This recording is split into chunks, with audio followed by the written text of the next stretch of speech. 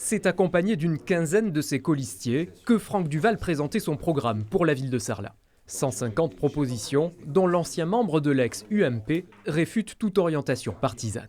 C'est une démarche 100% société civile.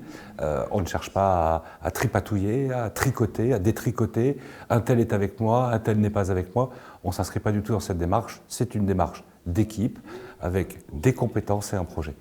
Démocratie, sécurité, solidarité. Parmi les grandes lignes du programme, une redynamisation du centre-ville en faveur de ses habitants permanents. Nous proposons d'instaurer une carte de stationnement gratuite pour les Sarladais qui leur permettrait 2 heures par jour de stationner gratuitement, ainsi que les mercredis matins et les samedis matins. Il y a malheureusement, comme dans toutes les villes de France, des commerces qui restent vacants. Et l'idée, c'est d'aider financièrement des commerçants qui viendraient s'installer dans ces commerces vacants.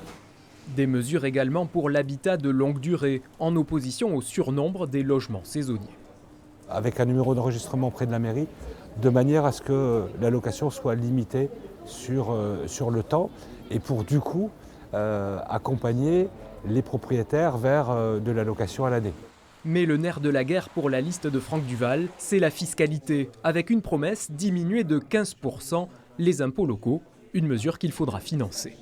Par la recherche d'économies dans tous les domaines, par la rationalisation des dépenses, par l'effacement des dépenses inutiles, par évidemment une recherche permanente de mutualisation entre l'investissement et le fonctionnement.